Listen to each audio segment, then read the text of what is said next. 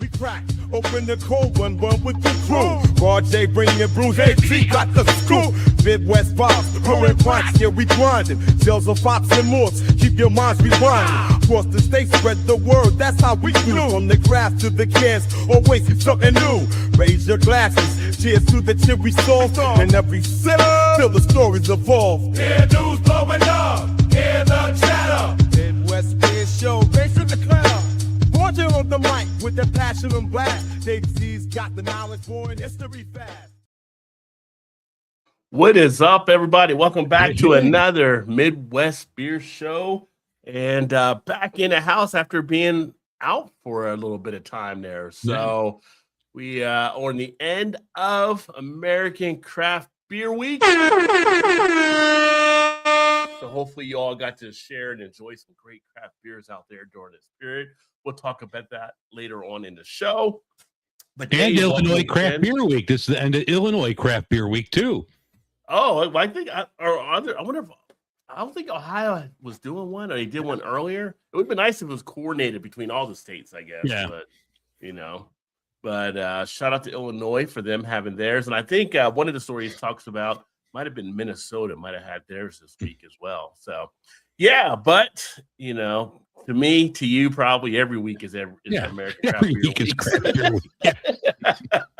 It's like, who are we kidding on that, right? And to a lot of the people that are in the craft beer, I'm sure they feel the same way. But great to be back on here to do another Midwest Beer Show. Got a lot of great topics to share with you guys here as well. So thank you for tuning all in. And I don't know, before we get into the show, Dave had his Make-A-Wish come true. Do you want to talk about what it was like to go back and re-experience Zima? Oh, yeah. So I got to give a big shout out to my buddy Ruben at work.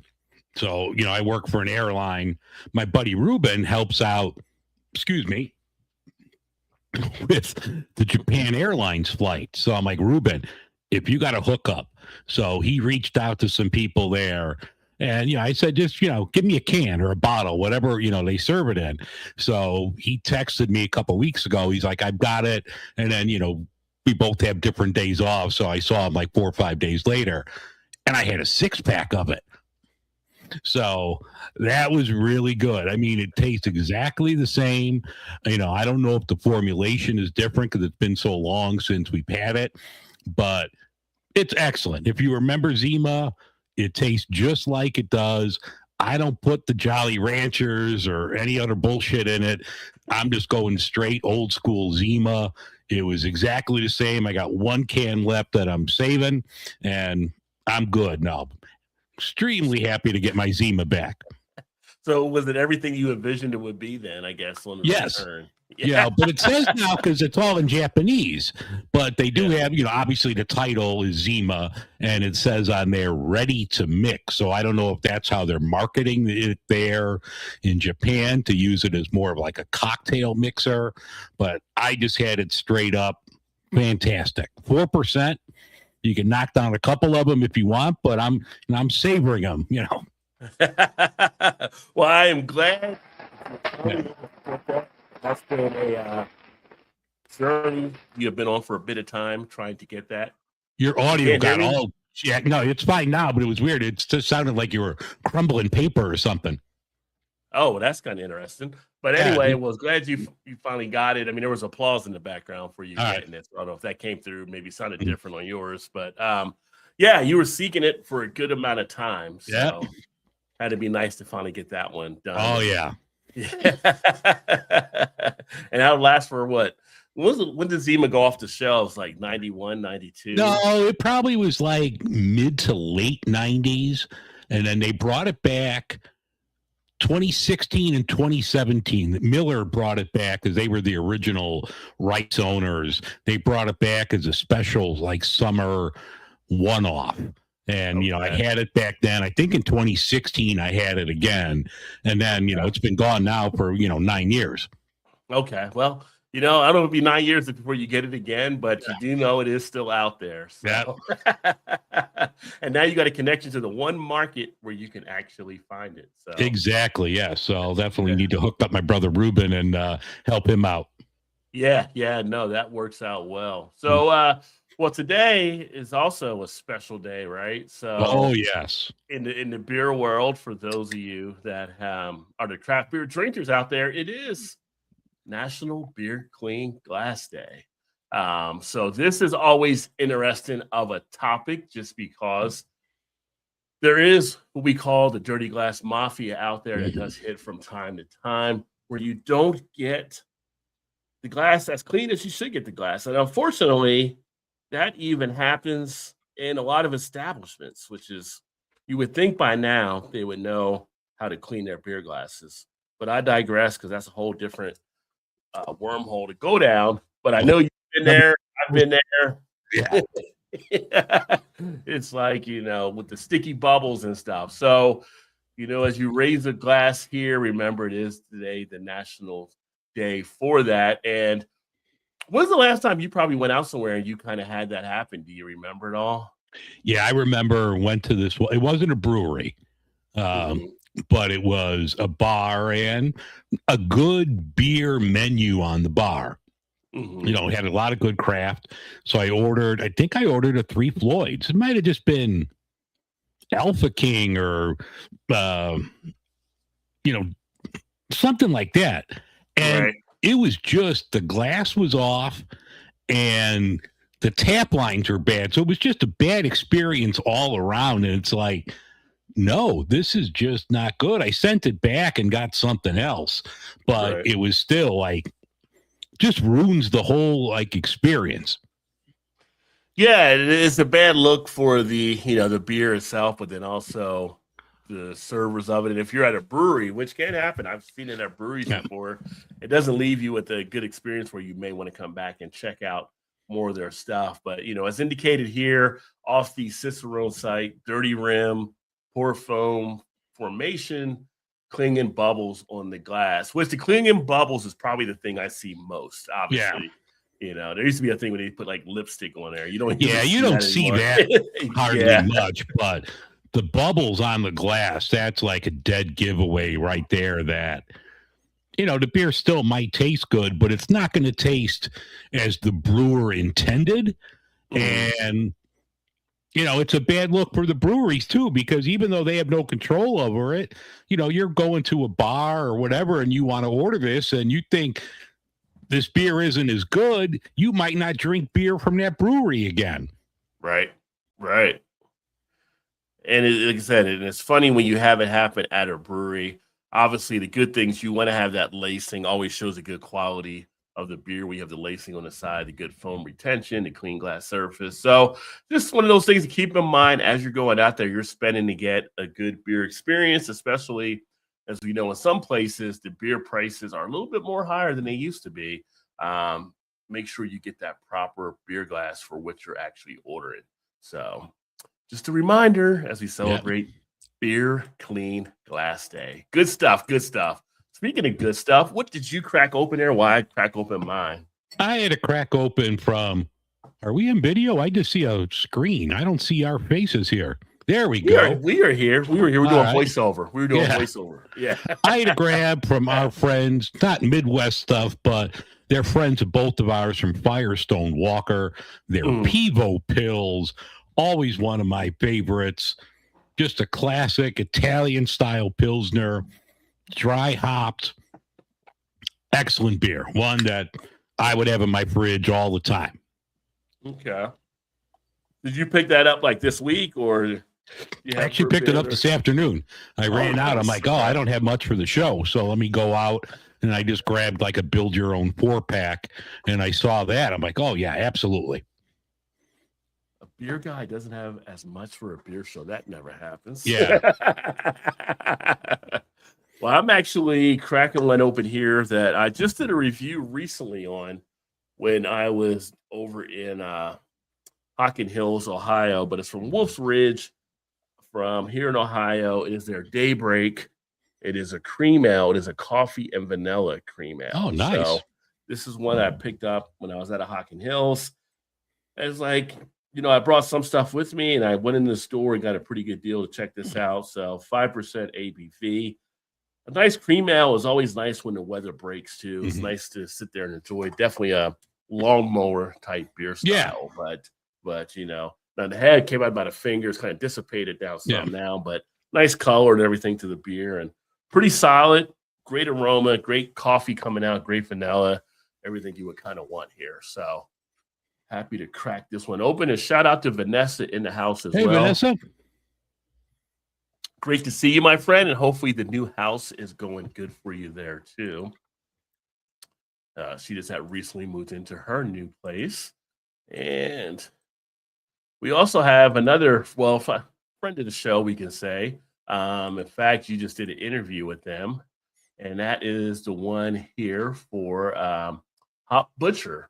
So you actually have something with them to discuss. I'm trying to pull this up real quick. Yeah, they got a new one. It came out this week, and I haven't had a chance to grab it yet. I'm running over there tomorrow. But they have one called Say Hello to 1176. This is something with Yakima Chief, the hop farm and the hop program. So it's like a one-of-a-kind newer hop, and they're pairing it with Citra. So according to the release, it's supposed to get some nice orange juice notes to it, some nectarines, and Hop Butcher, everything they do. I mean, they're one of the top hazy IPA producers that are out there. So I'm definitely looking forward to grabbing that. Hopefully tomorrow I'm going to pop over there and grab that, and grab another one of theirs that I'm looking forward to trying. But I thought that was cool that they were one of the few breweries that are out there. I think it was 75 maybe that got to use this new hop. So if you're in the Chicago area, keep an eye out for Say Hello to 1176. Very nice, very nice. So a nice look on that one there as well. Yeah. Again, something else here. Being with Go Brewing, you said it was the NA as well then, correct? Yeah, they have one they released this week called Baller Melon. And this is going to be, I think it was honeydew. So you get that kind of melon notes to it. They had one last year that I think was more watermelon, if I remember right, but I've had more than a couple non-NAs in the last year, so my thoughts might be a little fuzzy on that, but I thought that was really solid, so I'm looking forward to trying this. So yeah, tomorrow I'm going to run over, pick some stuff up over at Hop Butcher, so I'm going to grab this Say Hello to 1176, and I want to pick up that Baller Melon as well. Excellent. Well, it's been some crazy new hops are coming up within labs and everything recently. So yeah, I mean, it tastes like anything now. It's just like, it's almost like 31 flavors. And back in the day, breweries would have to add fruits and all of this to their beers, and now you can get a lot of these flavors just from hops. Yeah. So the world has definitely changed along those lines. Anybody looking to plan a trip anytime soon? Maybe something to consider here as well. Yeah. You would actually come across something for planning a road trip, so to speak. So this was kind of an interesting piece. Planning a perfect craft brewery road trip across America. Tell me about this piece here. Yeah, it was on AmericanCraftBeer.com. Both of us throughout the week, we get all of our beer news, and we, scour through different sites to see stuff and get emails. But I came across this, and, I thought this was really cool because there's so many great breweries that are out there. Every part of the country you can go to, you're going to find a good beer. But, according to this, it listed places like the Pacific Northwest, from like Portland and Seattle to your Colorado and Denver, the Midwest, like right here. Every state in the Midwest has some outstanding breweries. A lot of people, they think of, Michigan, and, you have Bell's, you have plenty of others. I mean, you could just make a whole trip just in the state of Michigan as well. But, Ohio, Illinois, Wisconsin, every place else, they're so good. But so, yeah, it was kind of cool to read this. A lot of people, I don't know if they're making car trips now with fucking gas being $5 something a gallon, but Yeah. It's always cool. You can always, look at it. I'm sure you do it too. Wherever we're in someplace new, you pull up your phone and you hit Google, breweries near me, and you can always find something good. But this was kind of cool. A lot of people do car trips in the summer. So I thought this was something cool for people to maybe look at. But this was on AmericanCraftBeer.com. Very nice. Yeah, planning a trip, that's usually the first thing I kind of look at when we're looking at location. Is I got to know what beer is around, what breweries are around, or possibly distilleries even. So makes sense to actually do that. They talk about on here why now is the best time to go.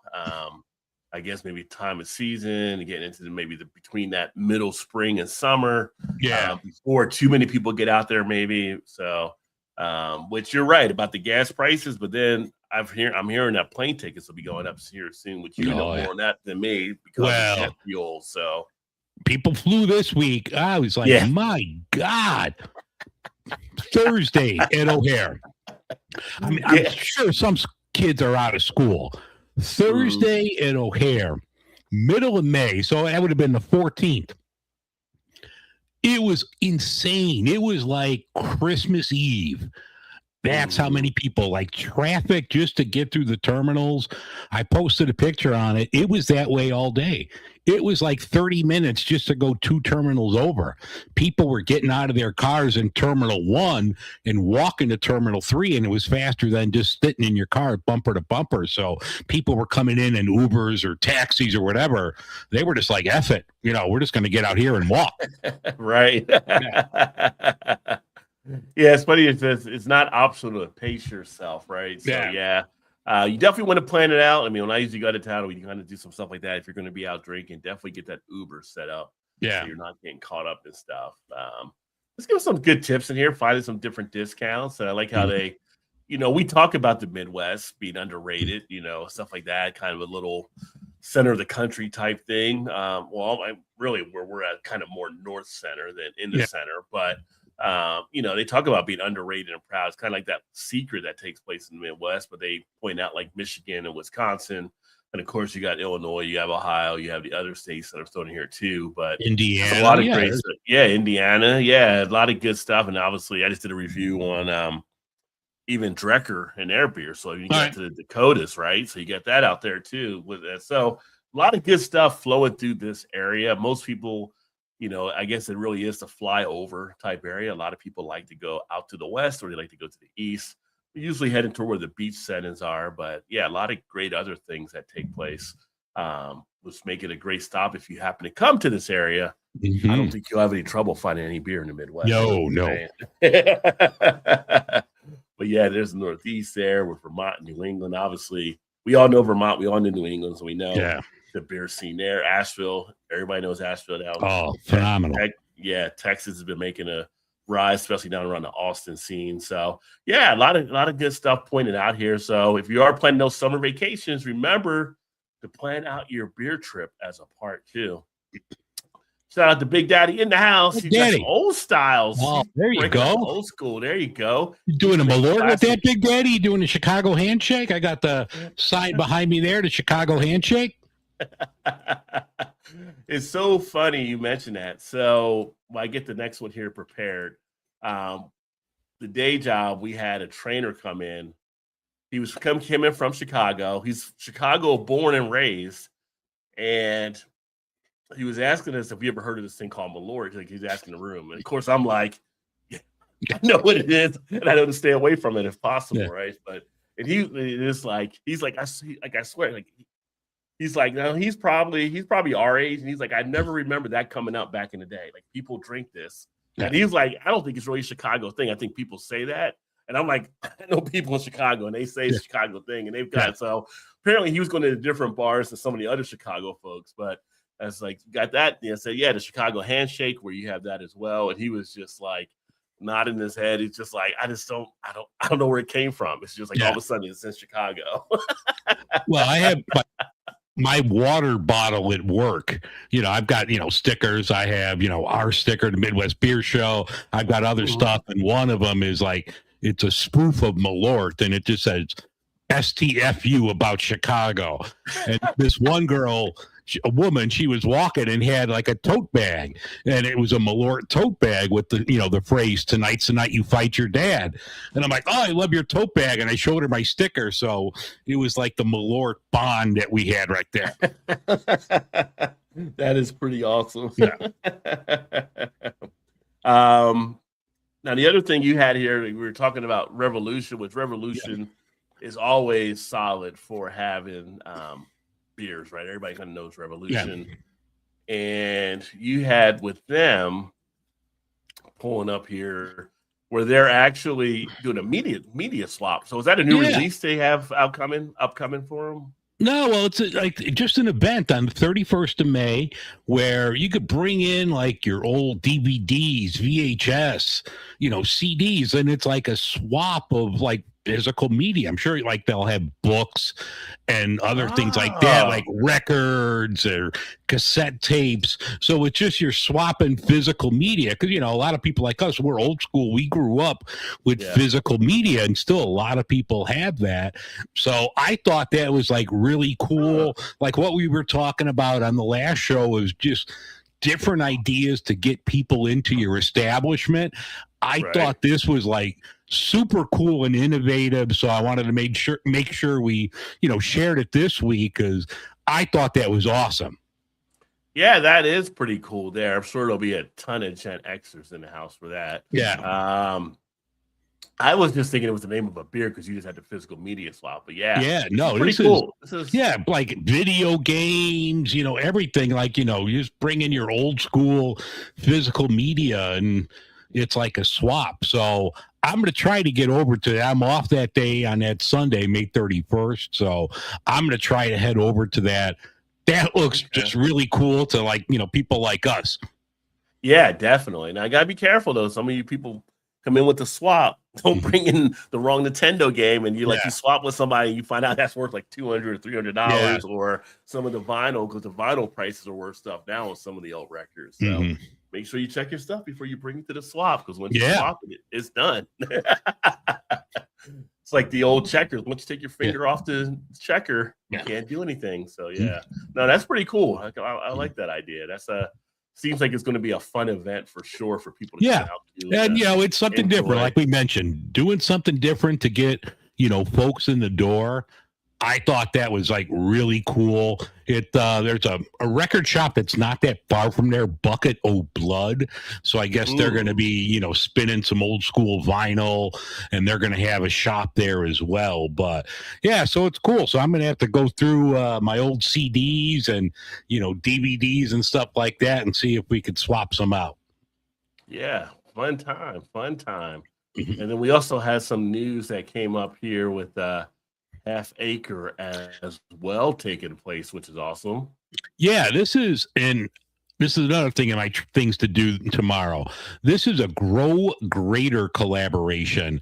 This really cool looking can, as you could see on the screen there, and this is going to help out the Grow Greater Inglewood Foundation. So this is really cool. I tried to reach out to Half Acre. I talked to one of the reps that I know and said this is like a really good beer, awesome project, awesome community. So if you see this in your Chicago travels, this Grow Greater Inglewood, definitely pick that up.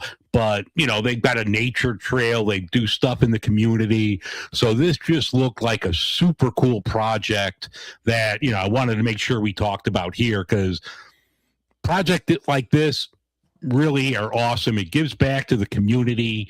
Inglewood, it's helping, people of color. I'm just like really excited about this and I can't wait to try this beer and, help support the community. No, that is pretty cool there with the can. I like the look of that. They put the color scheme together nicely. Yeah. One, so. If I grab a 4-pack, I'll see if I can get one out to you. But this like really like looks super cool. So I wanted to make sure we talked about this one too. Yeah. Great eye-catching look on it. It's funny. One of my next pieces I'm writing for one of the trade magazines for their July issue. Well, actually, no, they're May to June, July. Yeah, I think for July issue where it's talking about to be about labeling and marketing on cans and stuff. So this is like one of those things that really catches your eyes. Like, it's amazing how many things you'll see when you go into some of the stores, and it's just like half-assed on how they kind of put stuff together, what they put on it. So I like what Half Acre done here. It's awesome. Yeah, awesome artwork. Yeah, phenomenal in that regard. And then I don't know if I play taps or something, because take a little bit of time here on this one here, but we have what's going to be, I'm going to say, put on the sidelines right now, because we never really know if it is forever. But if I can get a Zima, you never know. But we got Schlitz that's heading to the sidelines, so to speak, by Pabst. 177 years, I believe, for Schlitz making beer. Yeah, so kind of interesting. The beer that made Milwaukee famous, as it says. I guess you could say all good things end at a certain time, maybe, but thoughts on Schlitz now? I mean, I feel like we all probably got stories from growing up back in the day with Schlitz brewing, like having a Schlitz, whether it's the Schlitz in the can with the white and the brownish red label, or whether it's the Schlitz in the blue or the Red Bull, or I just feel like everybody's kind of got a good Schlitz story because they've been around so long. Yeah, this is, it's sad, it's aggravating. Pabst owns them, and to be honest, I mean, it's not like Schlitz is flying off the shelf, because if it was, it wouldn't be, saying goodbye. So, but it's just, of all the macros, it's my favorite. Obviously, I'm a fan of Schlitz. I like the beer, and it just like the Schlitz story could be a college class on how not to F up a brewery. In the early 70s, the people that owned them, and it was the number one brewery in America, bigger than Budweiser, bigger than everything else. Schlitz was the number one beer in like the 50s and 60s. And then in the 70s, they went on the cheap. Instead of using malt, they went to like extracts, and they just tried to make it cheaper. And consumers noticed, and they stopped buying it. Then they went to your Miller High Life, your Budweisers, your other brands. And then eventually it was sold to Stroh's, I believe. Stroh's, yeah. And, it just had a hard time coming back. You lost that momentum. And maybe 20 years ago, they brought it back with allegedly the original formula. And, Pabst owns them now. They brought it back. But like the beer that's out there now, it's not the original formula, because part of the hops is Cascade. Cascade hops didn't come around to the 70s. And so it's not that, but it's still, in my opinion, was the best of the macros that are out there. There's a brewery in Wisconsin, the Wisconsin Brewing Company, that announced they're going to be brewing the last Schlitz, and they went through the archives and found original recipes, so they're going to be basing it off of that. This is, this has nothing to do with Pabst. This is all coming from the Wisconsin Brewing Company, but it's no longer. I mean, I have one bottle left. I know, I think Big Daddy sent me something on Facebook a couple weeks ago. I didn't get a chance to get out to that Binny's to see if maybe there's another 12-pack around. I don't know if I'm ever going to see it. So I got one bottle left that I plan on doing a video of this week, just the final Schlitz. But, it's aggravating. Here in Chicago, you still have Schlitz houses that are buildings that were made in collaboration with Schlitz, and they were a tavern on the bottom. And like, you still have the globe logo on top of the building. There's still plenty of buildings here. If you Google Schlitz houses in Chicago, you're going to see a lot of them. And it's sad. Yeah. It's unfortunate to kind of see that scenario pop up. But again, it's, one of those things that's funny because you mentioned they went to Stroh's, and we saw Stroh's when Stroh's got pulled, back in the day. And Stroh's was the one didn't go back as far as Swiss, but definitely went back, Oh, yeah. good ways on stuff. And, Yeah, that was my old man's beer. My old man was a Stroh's guy. Yeah, it might probably could have been, if it wasn't old style, was Stroh's was the first beer I ever sipped as a kid. Yeah. I mean, you think of those being back there with the Miller High Lifes from back in the day. So, it's one of those things, unfortunately, we end up seeing that's going to happen. It's, as the beer world turns, so to speak. But, I mean, 177 years is a good run. Like I said, it might be something where it just gets sidelined now. Look at these other ones that are bringing back some of these older beers. We had Cincinnati, when they did Moorline, they brought back Four Kings a few years back. Yeah, not Four Kings. It was Little Kings. Why did I say Four Kings? Little Kings back in the day, right? The little green bottles. So, it ends up. Yeah, what was that brewery in Indiana? They came back with that Champagne Velvet a couple years ago, which was that was Upland. That was Upland. That brought that back. Yeah. But Pabst, I think they're getting rid of some of these legacy labels now. If you go to Pabst's website, I think they own Old Style now and a couple of others. So I wouldn't be surprised to see. I think Pabst, I don't have their website in front of me, but they do like Lone Star. They do a couple other like old legacy brands, maybe Olympia still. So I don't know if those are going by the wayside, but Pabst had some layoffs not that long ago. So maybe they're just streamlining all of this and just going to focus everything into PBR. And we're going to talk about PBR Pickle in a couple minutes. Yeah. And we're going to talk about another one that's being brought back too from back in the day as well. So I don't know why they're bringing it back, but it's coming back. But we'll talk about that here in a bit. But I got to get on Big Daddy here for a second, though. Speaking to him, I'm glad you didn't do it on Sunday, because Sunday was Mother's Day. Oh, no, you should have done it on Sunday. Yeah. At least you did it on Saturday, Big Daddy, having his mom try Malort, which, oh, man, that could have got you kicked. You might have had to give her a bigger gift on Sunday after you did that on Saturday. So my man right there. Yeah. You can't do that to moms. You can't do that. What up, Rod? Cheers, my friend. High Life, the go-to macro. All right. It's hard to beat High Life for the price and the style for a macro. Absolutely. Yeah. And nothing wrong with the High Life as well, Ryan in the house. Cheers, Ryan. Hey, Great Ryan. to see you, my friend. But in talking about, other beers, talking about more now, so you swing back to the craft area and bringing beers back. We also had the reemergence, and this has been a little bit of time, but everybody's still kind of talking about it, but we're just getting a chance to share it on the show. We have the bringing back of 21st Amendment. So 21st Amendment, I've had a few of their stuff back in the day.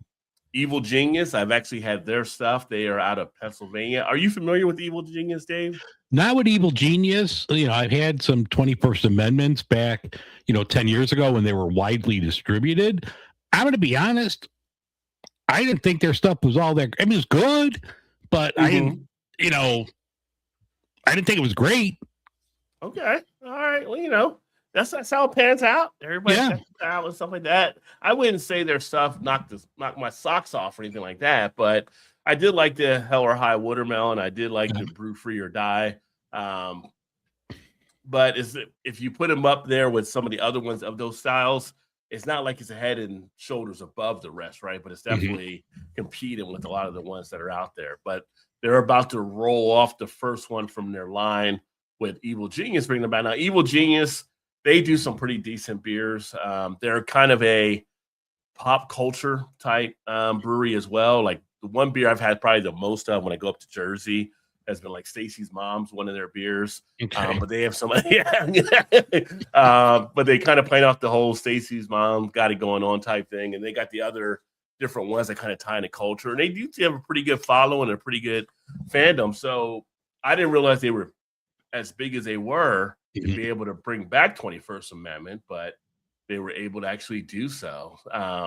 So this was something that I'm looking forward to kind of seeing. Again, I saw earlier, I didn't see which brand was coming or which beer was coming off the line first, but I do know they're planning to roll it out, I think, in the next couple of weeks or so. I mean, you'd have to think with, the 250th birthday of America would probably be Brew Free or Die, but mean, that's how I would roll it out if I was running them. Hey, we're celebrating America, do something like that. Yeah. Yeah, you would think that, but again, sometimes when you think the things that make sense, people don't do sometimes, right? So Yeah. the easiest thing would to do this, but like it makes mention, like here, Stacy's Mom Hazy IPA. They also had this Simpsons I inspired. thought that would have been a MILF stout. Oh, I see what you did there. The Simpsons Purple Monkey dishwasher, if you remember that Simpsons episode, as well, which is their chocolate and peanut butter porter. So it should be kind of fun to see what they actually do, if it's going to open up other type of beers for 21st, or they're going to kind of just stick to some of their main staples. But again, as we're seeing, not just in the macro world, but also in the craft beer world, where some of these breweries are closing, other breweries are stepping in and starting to add other things to it and bringing some back along those lines. Let's see here. Rod's actually kicking it with the Sierra Nevada Pale Ale. Could never go wrong there. With that. Absolutely never go wrong with that. Cheers to you, Valerie. Thanks for joining as well. Hey, Valerie. And then Ryan said, I'm drinking a pale ale from Hot Butcher called Tree Flat that even the head brewer warned me probably has some age on it. Sadly, it does. Yeah. Wah, wah, wah. Well, I mean, hopefully it's still tasty enough where it's not a drain pour, right? You can get through it. Benny sometimes has Malort seltzers to enjoy. Yeah. Who can enjoy a Malort seltzer? Oh, dude, it's refreshing. Dude, I'm going to go to Benny's. I'm going to get you that half-acre beer, and I'm going to get you a Malort seltzer too, brother. Oh. And speaking of Malort, do they really have various flavors now, or are people like just putting that on the internet like as a joke? Bars like Nice Lounge is the biggest one. It's near Wrigley Field, but other bars infuse Malort. So I don't think it's officially sanctioned, but like they'll do candy cane for Christmas, and they'll just shove some candy cane peppermint sticks into Malort for a while. Candy corn, Swedish fish, all sorts of weird shit. That I had the candy cane. I was at Nice once a couple years ago around Christmas time. I don't know. Just give me Malort. Just give me the straight Malort. I don't need you to doctor it up. It's like putting the Jolly Rancher in a Zima that we talked about. Just give me the straight Malort. But people like to doctor up the Zima by doing that. So, yeah. Yeah, I mean, I'm not a candy corn fan. So when you said that candy corn in the Malort, it's like, now you really kill me there. Yeah, it's just like diabetes right there. Like you're killing me, Smalls. Yeah. I'm going to crack one open. Let me grab another one here. I'll be back in 2 seconds. Okay. I'm going to crack one open here in a second. But what I'm going to crack open is one of the next story here. So Mantry here in Ohio has actually opened up its fourth brewery, so to speak. So they actually a new location for a fourth one. So shout out to Mantry. Again, we're seeing some of these craft breweries having to squeeze or close down or do some different things or getting saved by other breweries. But here's one we have in Cincinnati that has had such good success. They're able to go into a fourth location with the restaurant and everything there as well. So this will be kind of cool to check out. This came out a little bit ago, but again, since we're just catching up over the last few weeks, wanted to share that out there. And in fact, the next beer I'm going to actually have is going to be a Mantry beer, and it's one of my more favorite Imperial stouts down here locally. It is their Axis Monday, which was the first year they actually canned this. Usually it used to be on draft or just you had to get one of the bigger bottles, but now they canned that into the 6-pack. So if you happen to see that out there, definitely recommend it. And then if you happen to see their Galaxy High, which is out right now, highly recommend that one as well. That's also a fan favorite. So yeah, I'm going to pour this. And Dave, what did you got? I just poured more 20 from More Brewing. I have not had this. This is a really cool can. It's a West Coast. You could tell here. It's CTZ, Simcoe, Mosaic, and Cascade with terpenes added. That smells like weed. Smells good.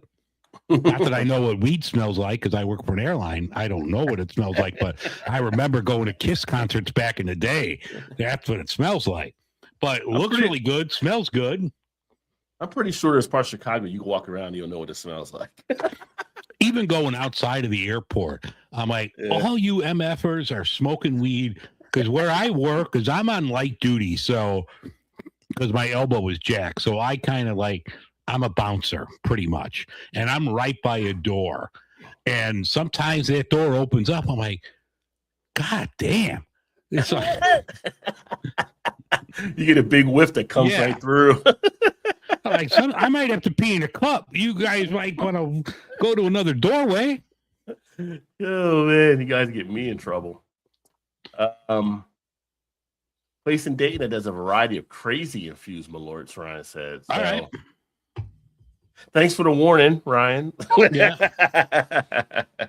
Walking distance from the third location where Ryan is for Mad Tree there too. So, yeah, I'm not too far from the third. The second one's closer for me, but yeah, Mad Tree's doing some great stuff. So shout I know. out to I think them. you sent me some stuff a while back, but I mean that was really good. You know, we talk about them here.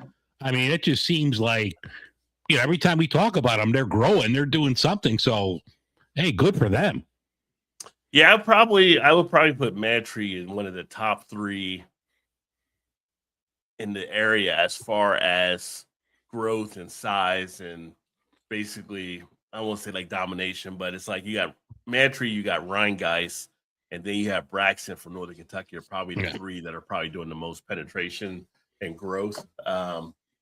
But yeah, it's good because I know people over there, so I'm proud of them. They actually just elected their first CEO or hired their first CEO for the first time, which is interesting. So that's pretty cool in itself. That shows they're actually looking at a different structure and looking to keep growing. And they do a lot to put back into the community and stuff. Right. So that's awesome. They're always easy to support with them doing that and everything. But talking about beers making a comeback, don't call it a comeback. What? I'll probably get flagged now on YouTube for doing that. Oh yeah. Yeah. Can't do that. There we go. We're gonna get bounced. They're gonna take all our riches away. You think I sound like Ella? I'm definitely in the wrong career. So yeah. Let me see here. Why is this on my screen? I don't have the ad blocker. What are they calling you, Karen? What was that? What's that? Care 11. I don't have an ad blocker. I got the screen here. So okay. Local brewery has some bragging rights. Back Channel Brewing Collective was recently crowned Brewery of the Year by the Minnesota Craft Brewers Guild. They're located in Lake Minnetonka in Spring Park. They serve small batch beers, emphasis on lagers, IPAs, and imperial stouts. They got special events like barbecue brews and blues. And on May 30th, if you're a fan of yacht rock, they got a yacht rock event planned for May 30th is my birthday. That's in 2 weeks. I should go there and listen to some, some Toto and all of that stuff. I can't do Steely Dan. I never listen to Steely Dan, but I'll listen to some Toto. So if you're in Minnesota in Spring Park, you got to check out Back Channel Brewing Collective. They are the Brewery of the Year by the Minnesota Craft Brewers Guild. Well, thank you very much for covering that one there. And I had not heard of them. I didn't know if you heard of them being closer to where you're at. So, but I want to say it real quick before we kick this off. This Moore 20, that's outstanding. Great West Coast, 6.9%. I don't get any dankness from the flavor. This is just a classic West Coast, 6.9%, but it tastes heavier. It tastes like this is an imperial, but it's not. Really good flavor on this. Yeah. Yeah. Well, I know Moore does some pretty good stuff. So yeah. Let's see. Pull this one up here. And it's a good question on this one here. So I found this piece, the old school Midwestern beer you probably haven't seen in a long time. What could it be? Oh, I must have missed that tab. So I'm going to I try to pull up all the tabs that we have on our, joint thing. I must have skipped over that one. So we have a lot of them. Yeah. Hams. Ham's the one that I still see it once in a while. Like we can get it, but you don't see it as much. But I feel like that's a beer that kind of got squeezed out by some of the other beers from the area. It's not a bad beer when you think of Ham's. No, it's just you got like all these other ones that are coming out, not just in the Midwest, but from all over, especially on a larger scale. That it kind of, I think it gets forgotten about when you think of it. So they came out with a couple years ago. They did the old retro can from like the 60s, and I remember I grabbed a 30-pack of that because the price was, you couldn't go wrong. But it's a solid macro. You know, you could probably get that for 15, 16 bucks a 30-pack. You know, I think I got it for like $10. I'm like, shit. All right, I'll drink it. Well, gas prices keep going up. They might make a return for sure. I can run my car on Ham's. Hell yeah, man. But originally, the beer brainchild of Theodore Ham, a German immigrant who worked as a butcher in Chicago before founding Ham's in 1968. Company was sold to Hugh Blind. Olympia brought it after that before Pabst acquired it in 1983. In 1987, Strode became the owner of the brand and possessed it until 2012 when the behemoth Miller Coors bought it. So it's definitely been passed around. Yeah, that's for sure. But that's, they said that's part of why it maybe not got a chance because nobody really held it long enough to really build something into it. But Ham's just, Ham's does all right. If you're looking for, if you see it and you're looking for a decent macro to just sit back and enjoy, take some beers out to golf, just have something after cutting the grass, I think Ham's can definitely fill in that spot. Yeah, I remember back in the day growing up, they were a big sponsor on like Cub games on WGN radio, even probably TV. You'd have the commercials, from the land of sky blue waters and everything. No, Ham's is a solid macro. Yeah, definitely. And as I was doing this piece, I started scrolling down, oh, we can slide into this one here real quick too. This may not be all beer, but 12 old school alcoholic drinks you won't see at parties anymore.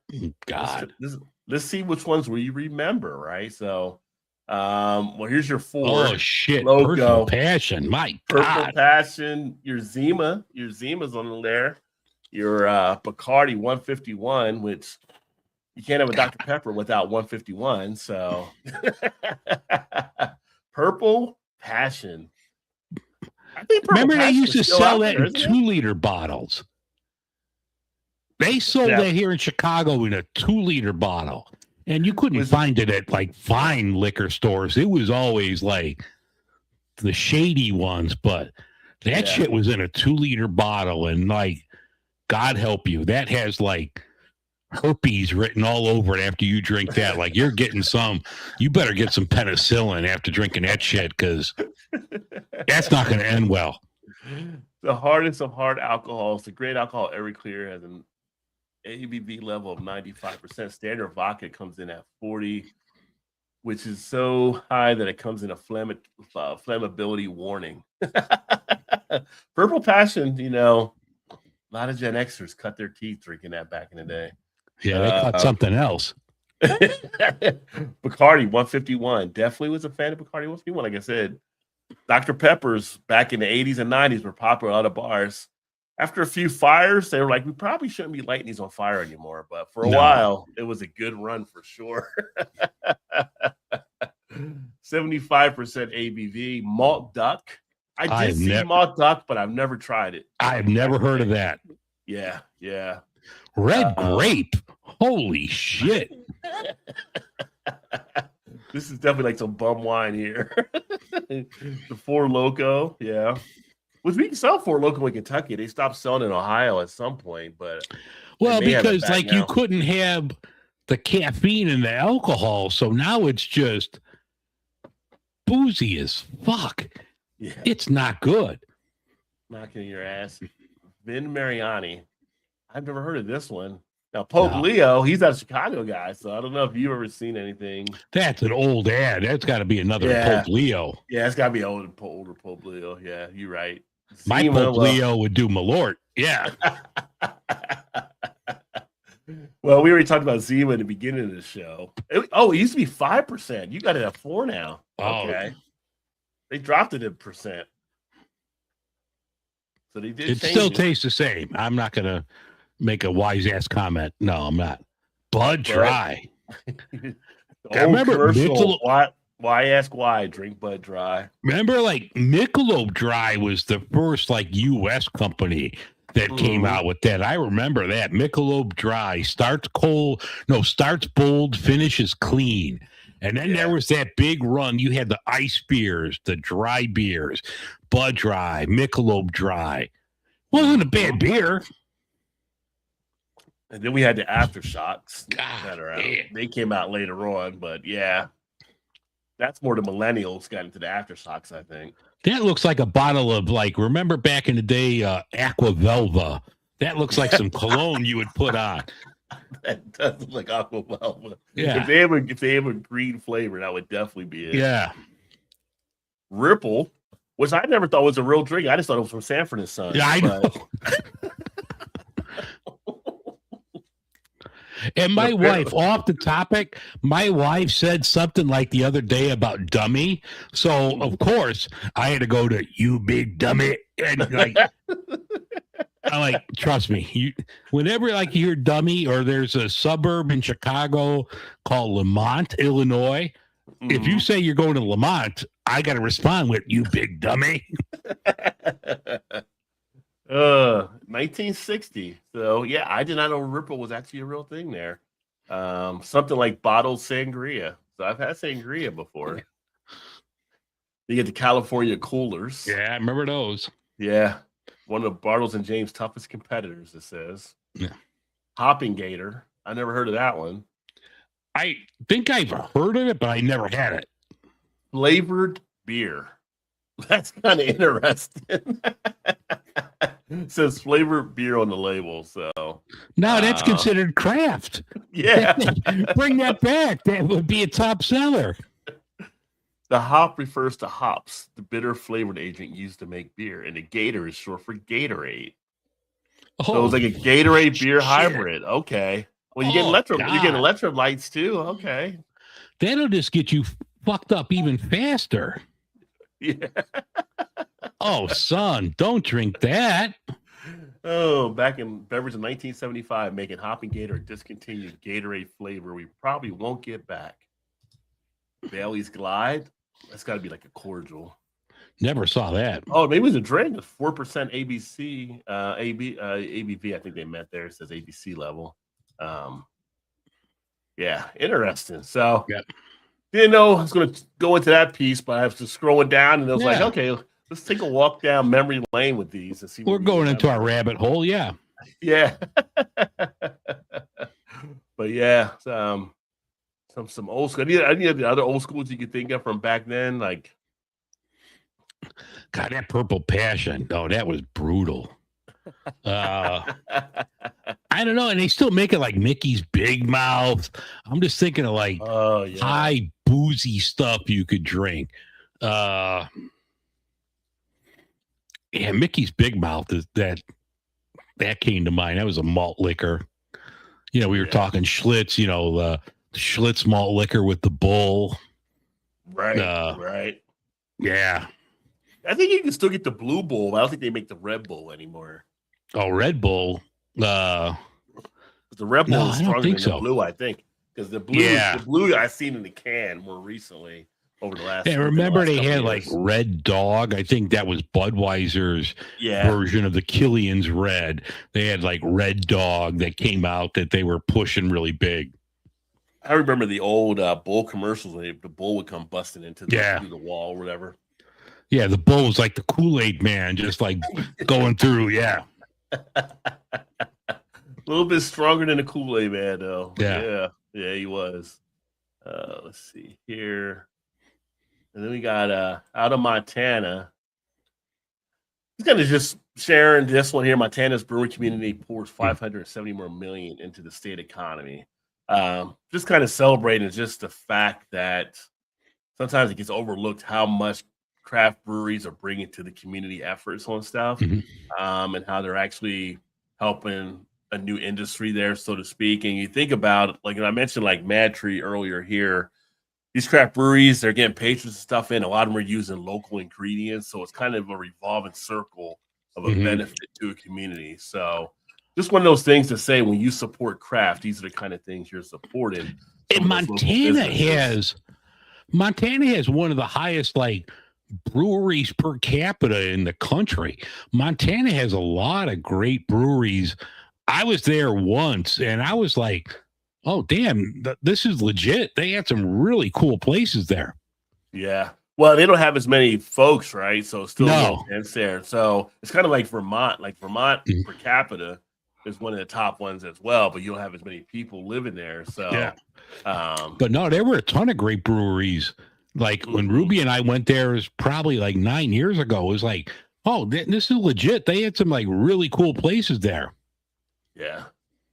It's like you look here, like they're going to have 18 breweries from across Montana will share craft at their Gallatin County Fairgrounds this Saturday from 5 to 8. So, yeah, I mean, it's great community support they're having out there, probably from across the state, and kind of being able to bring that to the communities rather than having to bring in like the Budweiser trucks. Although they probably will have those for people that kind of aren't familiar, but it's just, anytime you can support craft, most likely you're supporting your community as well. So just one of those little reminders.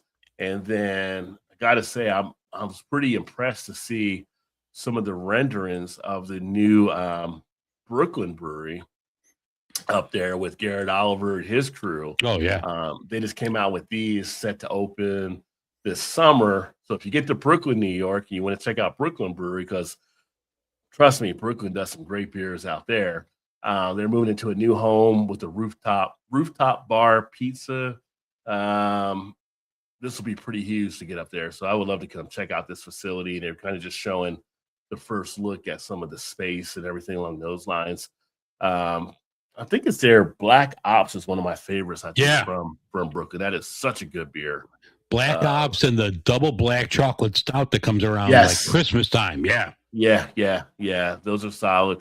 And Garrett was the first one to do like the Fornio stout when he brought that out. And you start seeing it pop up in other breweries now. So anytime you get a chance to try some Brooklyn beer, I always say give it a shot. Oh, yeah. Even just the regular Brooklyn lager is still classic. Yeah, I agree. Yeah. You don't get disappointed usually with Brooklyn stuff. At least I haven't been. Pull this up here. So, I can't knock it now because I've had it with Urban Artifact when they did it, but the pickle beer mania that's kind of taken place in some spots. Now you got Pabst doing their pickle beer, right? So Pabst is now releasing a pickle beer, and I don't know. How do you feel about that? Have you tried it yet? Have you seen it yet? I have not seen it yet, but not a friend of mine we've never met, but a social media friend who does stuff in the area on whiskeys is like, I bought a 6-pack.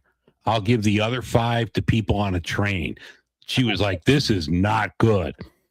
So I don't know. I mean, if I see it, I hope I can find it in one of those build your own 6-packs so I don't commit to a 6-pack of this. I mean, I'll try it, but I can't imagine it's going to be pleasant. Yeah, it says an American light lager beer described as bright, briny, and unapologetically dill forward. Now, Urban Artifact here in Cincinnati doing the Wild and Sours, they had a pickle beer, and people love their pickle beer. And I finally did try that. For those that may have not seen it, there's a video where I went to Urban Artifact and did like a flight, and I did go ahead and break down and finally do the pickle one. I pleasantly liked the pickle one they actually had. It was really good. And I'm not like one of those pickle juice type people. Some people drink pickle juice and stuff. Once I get a pickle, I pour all the juice usually out. But yeah, pickle beer had a nice feel. It's kind of that cucumber that came through, made a nice refreshing quality to it. I'm not going to say Pabst is going to do as good as Urban Artifact did, but Grillo's is a pretty solid name in pickles. Yeah, they are. So I'm like, if I see it, like you said, like if I go to Kroger tomorrow and I see it where it's been broken out, because our Kroger actually does a good job of breaking out stuff like this and puts them as individuals, or you can put them in a try 6-pack. I'd probably throw one in. I'll probably pick up just to give it a try. I don't know if I could commit to 6 of those. Yeah, not 6, but if I can get one, yeah, it's like old school. He's gonna do one. So we'll see. But interesting. I mean, Pabst does some weird things from time to time. So I remember a couple years ago at Fobab, a brewery had a barrel-aged pickle beer, and that was really good. That was almost like drinking a Reuben because you had that darkness to it with the pickle. It tasted really good, but just regular light pickle beers, I'll have one, but it's only a one and done. I can't like sit there all night like talking. I couldn't drink like 3 or 4 of them doing a show like this. Yeah. I think it would definitely catch up with you there possibly. So it's interesting. I mean, no one says the macros can't try to experiment a little bit more outside the realm. So they're just gonna we'll see what they come up with. And I mean, obviously some of them have good brew masters there as well. But somebody had the idea to go ahead and do it. So we'll see how it actually pans out for sure. They could have done Schlitz pickle and kept the Schlitz name alive, you fucking jagoff. Well, Big Daddy's looking for the pickle beer. So since you both are Chicago, maybe you guys can split something there. Well, yeah, I know. I know if you follow her on social media, she's 630 whiskey. She just said, like, no, I'm giving this shit away. So it's around here somewhere. Yeah. Yeah. Whether or not you want to go find it, that's on you. But but if she's giving it away, that's the best kind of deal you can get for free to give it a shot. And just because one person doesn't like it doesn't mean another person may not. Exactly. Right? I mean, I don't want to yuck anyone's yum, but I'll try it. Big Daddy and I will have to split a 6-pack. Yeah. We'll do a 6-pack of that in old style. We'll just split that and we'll call it even. Yeah. Right. And then we also have in Bethlehem, here's a 250. So this is kind of cool. A new museum exhibit in Bethlehem over in Pennsylvania is showing history of beer brewing in the U.S. ahead of the 250th anniversary. So that's a pretty cool concept, I think. Yeah. To kind of bring back some of those relics and everything and kind of share those details with folks.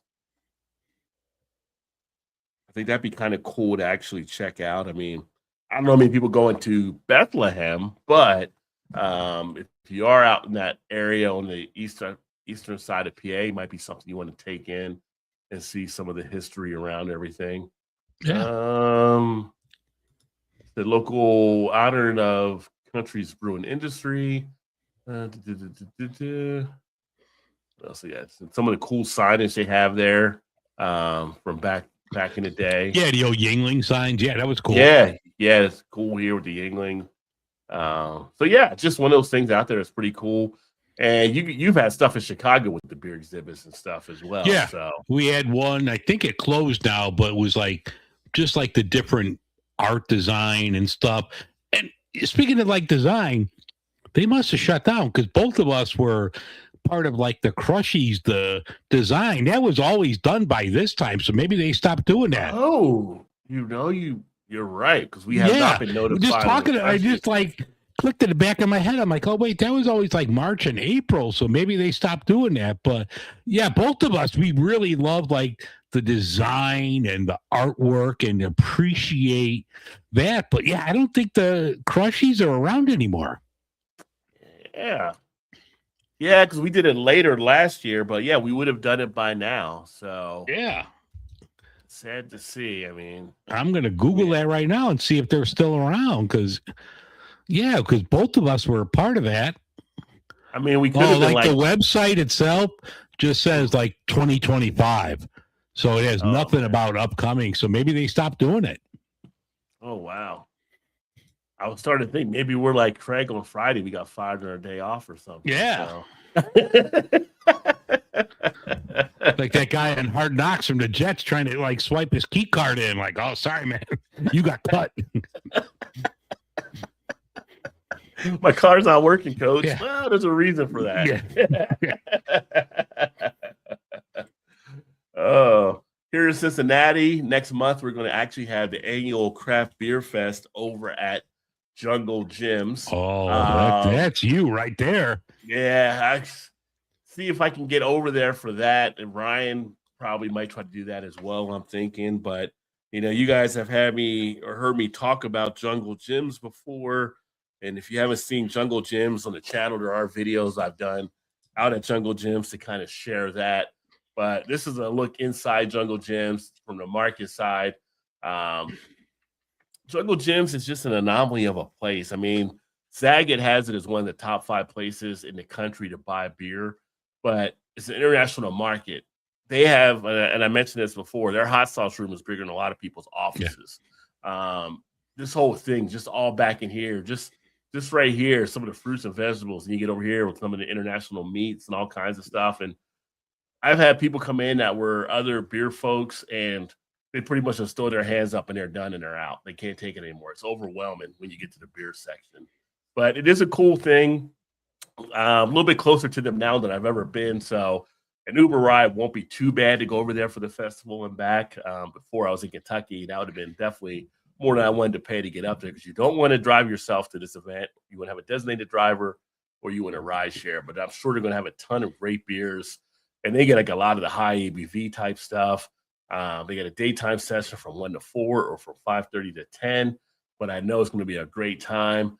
You can go to Jungle Gym's website to find out more. They don't have the beer list here, but usually their beer list is phenomenal. You usually have like Great Lakes. You'll have Jackie O's. You'll have Mad Tree, Rheingeist, and they're bringing like stuff you don't usually see a lot of the time.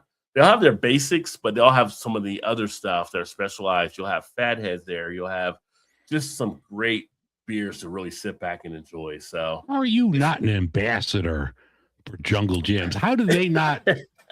Jungle Gyms, you need to get this man on your payroll as an ambassador. I don't really go there enough. It's funny, like I'm in Cincinnati, but because I focus everywhere, so I'm not like seen, I think, as the Cincinnati type personality or person, so to speak. I mean, I show up at Cincinnati events, but I'm doing things from all over too. But it's kind of funny, just I don't focus just on Cincinnati. Like, Ryan, he's a Cincy Brew Dads with him and Matt. There's Cincy, so it's kind of like sometimes I get looked over for some type of stuff. But all right, I'd be Jungle more than happy to Gyms. get out there. This man is like more Cincinnati than Johnny Bench. You got to get him an ambassadorship or whatever. I only know about Jungle Gyms through Rod. Like when I go to Cincinnati, and that's hopefully soon, that's going to be one of my first stops, and it's all because of Rod. So Jungle Gyms, we got to put that on a YouTube short later. You got to hook my man up. Come on. I love having you as a hype man there. You're my Flavor Flav. So yeah. Jimmy, what are we talking about here? Missing link on June 6th at Urban Artifact next beer festival. Ryan says, let me know. I can actually miss Urban Artifact for me is only like 15 minutes or so. So I might jump over and get to that one as well. Normally go for beer festivals that are just for amateurs to drink as much as they can. True that. And then do silent disco. Yeah. That does happen. But the silent disco is kind of hilarious when you see people kind of doing it. So if we do the one in the fall for the Cincy Beer Festival, they volunteer to just kind of pour and do stuff like that. I have a good time kind of just out there and talking to folks, and of course trying different beers and stuff too. But festivals are kind of come and go. You gotta know the ones you really want to go to and be a part of nowadays. They're not, all cracked up what they used to be. And I know some people have been to some have been disappointed by what was actually there. So you always got to check the beer list ahead of time. Yeah. Valerie says hello again. She's leaving. Well, we appreciate you being here, Valerie. Have a good evening. Thank you for a great evening as well. Make sure you subscribe to Dave's channel because I saw you run him watching as well. Yeah. If you haven't subscribed yet. I sell beer to folks every time I go to Jungle Gyms. I always joke with my wife that me too. Yeah. I've been in so many stores. Jimmy, hook Rod and hook Ryan up. Come on. I've been in stores where people ask me kind of stuff, and it's kind of like I tell them because they see me looking at stuff, and it's just like I must have a thing that says, ask me a question or something on my shirt, because people Well, ask because me you before they probably find out always the guy. have your hat or your shirt on that says "Get your drink on," so they know to talk to you. Not always, though. Not always, but at times. Yeah, Yeah. It's I've marketing. always got. Why would I wear a Nike and not wear my logo? Yeah. I've always got something on. Yeah. Nike doesn't pay me, so I'm going to put on my own shit when I go out. Yeah. So yeah.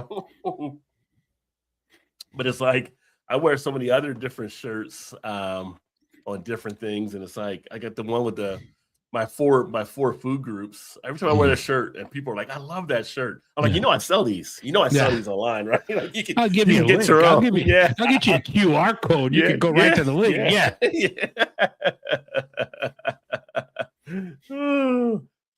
JJ's every other. We gotta catch up sometime, Ryan. Let me know when you're going out there next. If we hang out, you guys need to do a bar. joint video.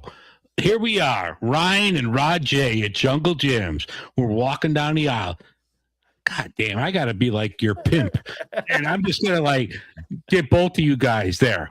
Well, we did the one at Nine Giant, which was a blast. Me, Ryan, and Matt. So I mean, it's always a good time to get out there and do some stuff for sure. Bart's in the house. Cheers, Bart. Great to see you, my friend. It's been a while. Happy Saturday to you. Not that I need one, but I'm gonna grab another beer. Not that you need one, not that you don't need one. Yeah. You can always need one. Yeah, so I'll have to definitely get out to try. Problem is, I don't really need to buy any more beer right now because I've got so much beer. I've got literally 2 mini beer fridges and another mid-sized fridge, and I still got beer waiting to get in the fridge. So I'm like, do I need to get more beer? I don't think anybody ever needs to get beer. So do I want to get more beer? I should say. I don't know. But I'd like to go to festivals or something like that, or somewhere just to have it on draft from time to time. So yeah. And taking a look at a beer that's about to make a return. This is kind of shocking. We talked about some of the slit stuff earlier, and now we got beers that are about to reappear that have been gone for a bit of time. Beloved beer that vanished 5 years ago, making a surprise return. Now you're looking at that like, wait a minute, that's Coors. Yeah. Coors is still out. Then you see Leinekugel. Leinekugel's still out. Well, we're not talking Coors and Leinekugel, folks. We are talking about the one, the only. I thought they had a picture on here. The Keystone. Oh, God. The Keystone Ice, baby. We talked about ice beers earlier. Coors is bringing back Keystone Ice. I don't know what y'all think about that, but that's kind of interesting, I think. I don't know who asked for Keystone Ice to come back, but here we go. Maybe we'll have some new ice beer wars that take place. Bumwine Bob was the guy that asked for that to come back. Bumwine Bob would definitely enjoy some Keystone Ice. I have no doubt about that whatsoever. Now, I'm not going to knock the ice, for coming back. I've had my time with ice beers like that as well. But it's kind of interesting how they're bringing back the Keystone Ice after this time. As we're seeing other beers disappear, why this one? And then their CEO said, we have a few things in the pipeline that we've announced with our network to make sure we can slow down the leaky bucket in a way for our value part of the portfolio. So I guess they're trying to get some buckets, some dollars in the bucket by bringing out a cheap type beer. They're also bringing out, well, I think this is already out, the Keystone Apple, right? Keystone Apple. Yeah. In time for summer. So now you got to have a Keystone Apple battle versus the Bush Apple. Yeah. And of course, Red's Apple Ale and. Yeah. So I just feel like, again, we had the pickle with the Paps. Now we got the apples with the Keystone. Following the apple with the Bush. This is the world we live in now, where macros are bringing out the fruit. They're fruiting the beers. They're pickling the beer. We got all kinds of stuff happening. Well, guys, remember, and this was right after AB InBev bought Wicked Weed or one of those crap breweries, and they were just saying, we don't do pumpkin peach. But one of the breweries they bought had a pumpkin peach beer, but now they're all embracing this shit. Yeah. That's just where we're at right now. You know what? And if people are looking for a flavor, looking to save a few bucks, they're going to probably turn to check it out for sure. Yeah. Although I did hear the Bush Apple really isn't that bad. I haven't tried it yet, so I need to do a review on it at some point. What day of the week is July 11th, Ryan? Oh, July 11th is... Let me pull out my calendar. You should come down. That's a Saturday. Saturday. I work till 10 o'clock Friday night. All right, it might be a tough sell with the wife, but we should get you down to the Brew Tubers thing, because this year we're doing it in Indiana with Todd. Todd's going to be hosting it. Todd and Shannon. Is it dog friendly? Because my dog's a pain in the ass. They have a house full of dogs. So yeah. My dog is antisocial. You don't want Moira. You do not want Moira Rose. No. She is antisocial. But we'll be heading to a lot of the breweries and stuff. Yeah. So I love my girl, but she's a bitch. Yeah, I'll have to make a note of that, but keep me informed on that for sure. Let me know what's going to happen with the party. You guys doing it? You're at Ryan and Matt are neighbors, by the way. So I'm like, are you doing it at your house or are you going to do it at another location? Just let me know. JT in the house. We got the Chicago contingent in tonight. What's happening, JT? Good to see you, my friend. Looking for you today at Bottles and Cans, JT. I didn't see you there. See, Bart says, I'm glad Keystone Ice is coming back. I've really enjoyed that previously. And then he's like, you calling me a bum? No, Bumwine Bob. That's another guy you guys need to follow. Bumwine Bob drinks all that. Videos. Yeah, he does fun videos. He keeps it down there, He keeps it for the affordable, He just he's not going to the high-end stuff. He's like breaking down the bargain things. Yeah, Bumwine Bob. 2020. Yeah, I love Bumwine. Yeah, just like, how is your gut still taking it? Because you're not young. So no, you've been around the block a few times, but he does them. So yeah. Capel, yes. That's the Keystone Apple. Hopefully they'll never do a cranberry, because then it'd be Crapple. Yeah. Well, it wouldn't be Crapple because it'd be Keystone still, so it'd be a K in the front. Never mind. That didn't work out. But anyway. Saturday. Yeah. All right. Third Eye. Oh, you're doing it at Third Eye Cherville. I have not been to Third Eye yet. So that could be definitely something there. So Third Eye, I just did the release of the pretzel beer. If you haven't seen it, you can check it out on my channel. Of their twisted pretzel, twisted, and it was like drinking a pretzel. And they got an imperial version I haven't gotten yet, but they're winning awards like crazy for their beers right now. So all right, yeah, I need to get over to Third Eye. So that would definitely be something nice there too. It's just hard to get everywhere. And I'll show you why here in a little bit too when we get down to that towards the end about American Craft Beer Week here. Let me see here. If you're ever looking at a way to maybe sneak in some beers somewhere, have I got something for you that might work out? Miller Lite. I mean, it does say light on it though. Yeah. But they have a soccer ball that's going to hold a 12-pack as we get ready for the FIFA events.